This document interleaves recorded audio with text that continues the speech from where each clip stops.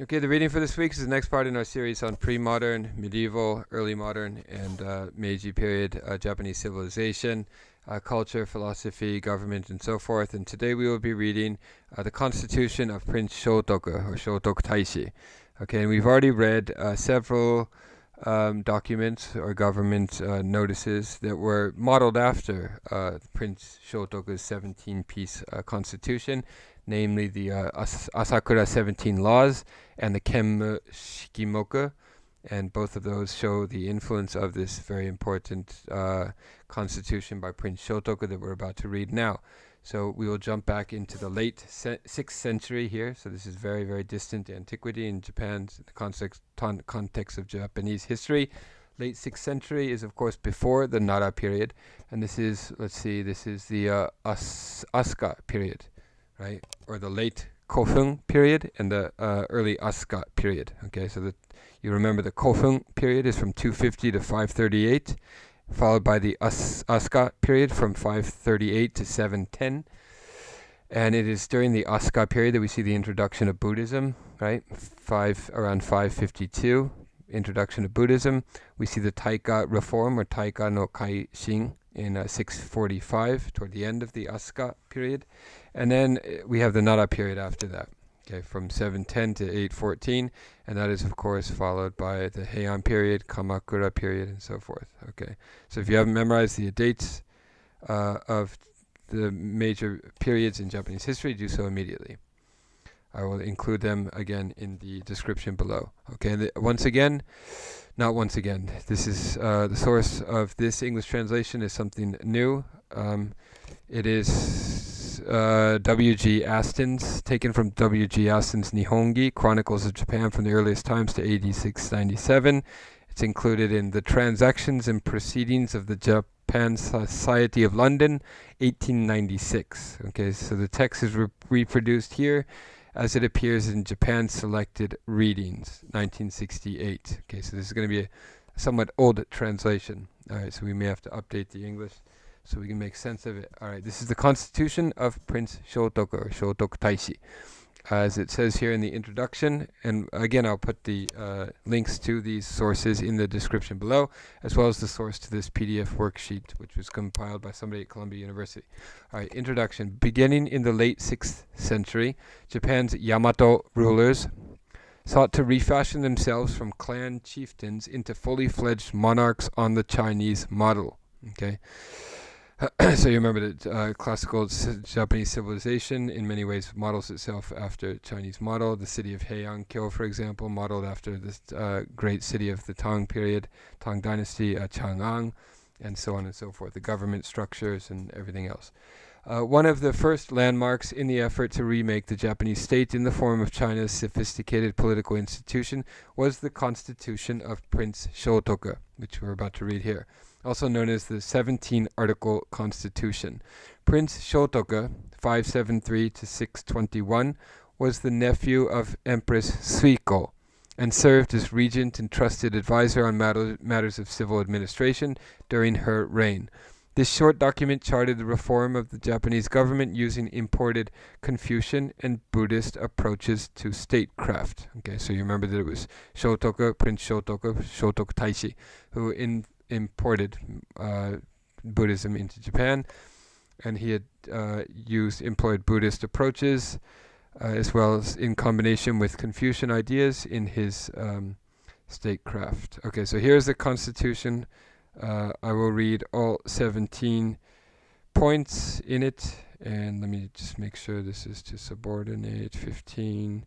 Yes, okay, there's the short version and the longer version. I'll read the longer version, namely the full version of the 17-point Constitution. Before I read it, though, there are several study questions. Let me go over these briefly here, and we'll discuss them further in class. They are as follows. Question number 1. What specifically Confucian influences can you identify in the Constitution? And what specifically Buddhist influences? So when you find a Confucian idea or influence, underline it, and then do the same with the Buddhist influences. Question number 2. What does this Constitution establish as the most important values in government. So underline these when you see them. Is it loyalty? Is it self-sacrifice? Is it duty? Is it righteousness? What ideas are most valued in the context of government? Number 3, what are the position and the role of the ruler in this system? Okay, so what is the position of the ruler? Is it a kind of Confucian idea of what the ruler should be in relation to society and to the multitude? Do you think that the constitution was intended to make the sovereign more powerful or less powerful than in existing government system in Japan? Okay, and I suspect that the answer is to make him more powerful than he had been in previous societies, right? In pre-Shōtoku Japanese society. Number 4, what do you think Prince Shōtoku looked to? Why do you think Prince Shōtoku looked to Chinese models for this constitution? Okay, why didn't they just develop and improve upon indigenous models that had long been in Japan? Why did they have to look abroad for a new model to import? And number 5, an image of Prince Shōtoku appeared on the Japanese currency, the 10,000 yen note, from the 1950s until the 1980s. Why do you think Prince Shōtoku was honored in this way? Okay, so in other words, what do modern Japanese, contemporary Japanese, see in Prince Shōtoku that they still revere? All right, and here is the full constitution, written in around 604, summer, 4th month, 3rd day. The Prince Imperial, and by the way, whenever we read something from classical or pre-modern Japanese civilization, always think of what Chinese period or dynasty this corresponds to. So 604 in China at the time, we're dealing with 604 in China, so we're at right in the middle of the Sui dynasty. Okay, so following the 6 dynasties, the period of war and strife and so forth, we have the Sui, and then that's followed by the Tang, which begins in 618. So we're just before the beginning of the Tang dynasty in China. Keep that in mind as we read this. All right. The Prince Imperial Shōtoku in person prepared laws for the first time. There were 17 clauses as follows. Clause number 1. Harmony should be valued.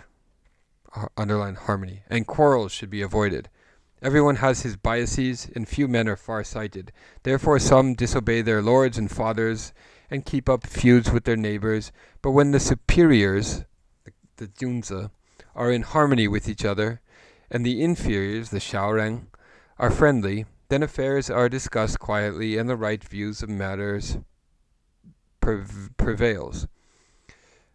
Clause number 2.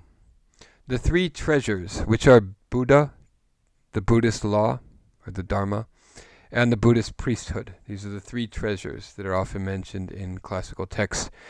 These 3 treasures should be given sincere reverence, for they are the final refuge of all living things.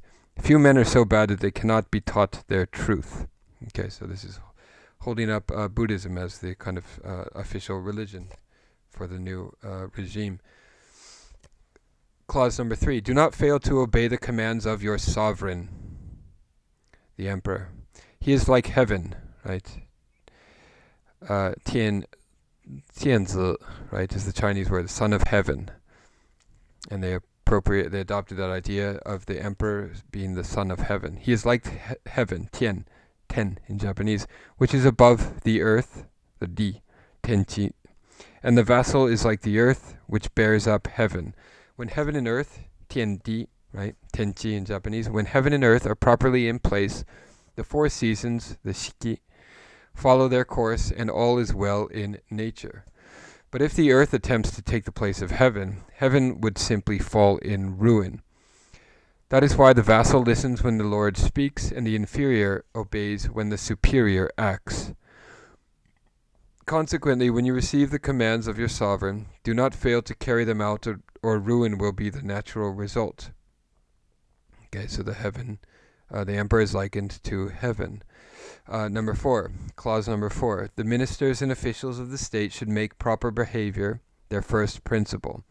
Proper behavior. Underline that, and this obviously has Confucian overtones. For if the superiors do not behave properly, the inferiors are disorderly. So this is taken right out of the Kongzi, right out of the Lungyu, the Confucian Analects. If the superiors do not behave properly, the inferiors are disorderly. If inferiors behave improperly, offenses will naturally result. Therefore, when lord and vassal behave with propriety, li, right, reigi no re in Japanese, when lord and vassal behave with propriety, the distinctions of rank are not confused. Everything is in its proper order. When the people behave properly, the government will be in good order. When the government is in good order, the realm is in good order. It doesn't say that, but that's the logic that you often see in Confucian texts, and it's being deployed here. Number 5, deal impartially with the legal complaints which are submitted to you. If the man who is to decide suits at law makes gain his motive and hears cases with a view to receiving bribes, so underline bribes, we saw this stressed in the Kemmu code, right, the Kemmu Shikimoku, this problem of receiving bribes, then the suits of the rich man will be like a stone flung into water, meeting no resistance, while the complaints of the poor will be like water thrown upon a stone. In these circumstances, the poor man will not know where to go, nor will he behave as he should. Okay, so fairness and impartiality are very important, according to Shōtoku Taishi. Number 6, punish the evil and reward the good. Okay, kanzen chōaku, I think is the original Japanese here.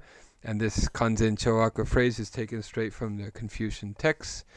And it's you often see it in Confucian writings that criticize literature for not following this idea of punishing evil and rewarding the good.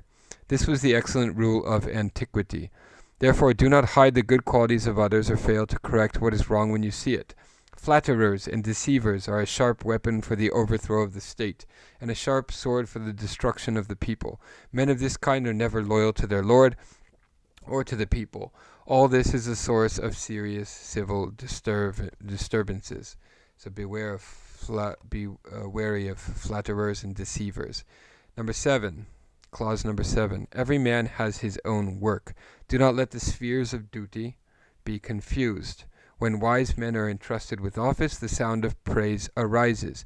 There's a bug in here. If corrupt men hold office, disasters and tumult multiply. In all things, whether great or small, find the right man, and they will be well managed. Therefore the wise sovereigns of antiquity sought the man to fill the office, and not the office to suit the man. If this is done, the state will be lasting and the realm will be free from danger. Okay, so underline wise sovereigns of antiquity. This is, of course, the language that you find in the Confucian classics that refer to the wise Zhou dynasty sage kings, sage philosopher kings. But and the Japanese and Shōtoku Taishi is obviously appropriating that kind of language here. But does Japan have a similar kind of phenomenon in the distant past of wise sage kings? And the answer is probably no. So he's employing this trope without any without any actual concrete substance to it, I think. No historical reality that corresponds to this idea of this phrase, wise sovereigns of antiquity. We'll discuss that more in class. Number 8, clause number 8. Ministers and officials should attend the court early in the morning and retire late, for the whole day is hardly enough for the accomplishment of state business. So attend the court early in the morning and retire late, and don't slack off in your duties. If one is late in attending court, emergencies cannot be met. Don't be late. If officials retire early, the work cannot be completed. All right, so punctuality is very important to Shōtoku Taishi as it is to Japanese today. Japanese are famously very punctual, unlike the people of my own country. Number 9, clause 9. Good faith is the foundation of right. Good faith.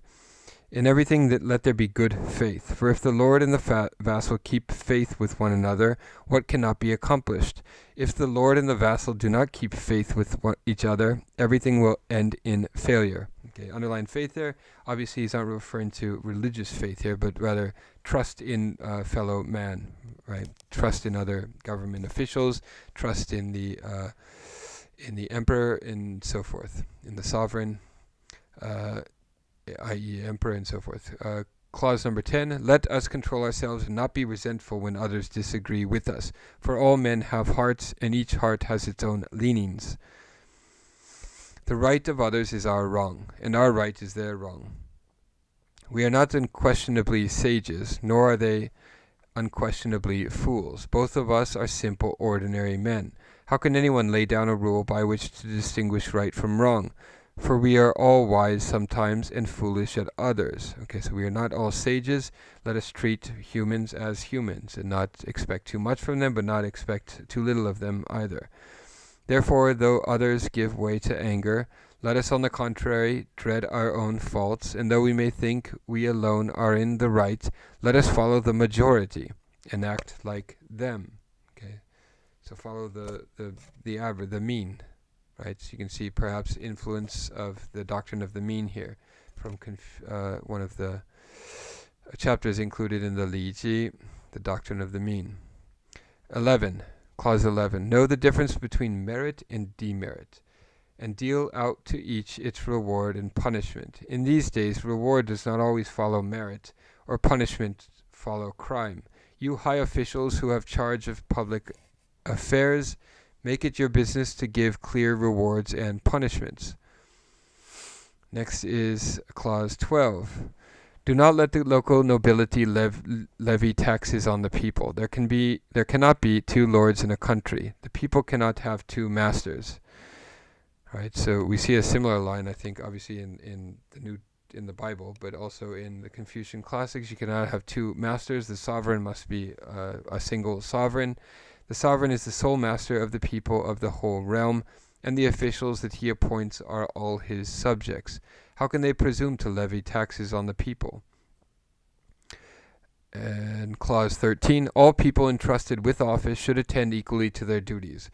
Their work may sometimes be interrupted due to illness or their being sent on missions, but whenever they are able to attend to business, they should do so as if they knew what it was about and not obstruct public affairs on the grounds they are not personally familiar with them. 14. Do not be envious. For if we envy others, then they in turn will envy us. The evils of envy know no limit. If others surpass us in intelligence, we are not pleased. If they are more able, we are envious. But if we do not find wise men and sages, how shall the realm be governed? Okay, so earlier it said do not be resentful. Here it says do not be envious of others who are superior to us. Clause 15, to subordinate private interests to the public good. That is the path of a vassal. Okay, private interest versus public good. So si versus gong in Chinese. The kanji is watashi versus ko-teki oyake, right? So shi versus Japanese reading of those two characters in the onyomi reading is shi and ko, right? So shi versus ko. To subordinate shi to the public good or ko. That is the path of a vassal. Now, if a man is influenced by private motives, he will be resentful. Okay, private means shi, motives. He will be resentful. And if he's influenced by resentment, right, the kanji for resentment is onryo no on, right? If he is influenced by resentment, he will fail to act harmoniously with others. If he fails to act harmoniously with others, the public interest, the ko, the gong, will suffer. Resentment interferes with order and is subversive of law. Clause 16, we have two more to go. Employ the people in forced labor at seasonable times. This is an ancient and excellent rule. Employ them in the winter months when they are at leisure, but not from spring to autumn, when they are busy with agriculture or with the mulberry trees, the leaves of which are fed to silkworms. For if they do not attend to agriculture, what will there be to eat? If they do not attend to the mulberry trees, what will there be for clothing? Okay, so make them engage in forced labor only in the winter months, right? When they're at leisure, not in the harvest months. Okay, and the final clause is 17, before I pass out here. Let's get through this. Decisions on important matters should not be made by one person alone. They should be discussed with many people. So kind of almost a democratic sensibility here. So, small matters are of less consequence, and it is unnecessary to consult a number of people. It is only in the case of important affairs, when there is a suspicion that they may miscarry, that one should consult with others so as to arrive at the right conclusion. Alright, that is the end of the 17 clause constitution of Shōtoku Taishi, Prince Shōtoku, who once again born probably around 573 and died around 621. And we will discuss this more in depth in class. I will see you then. That is all. Goodbye.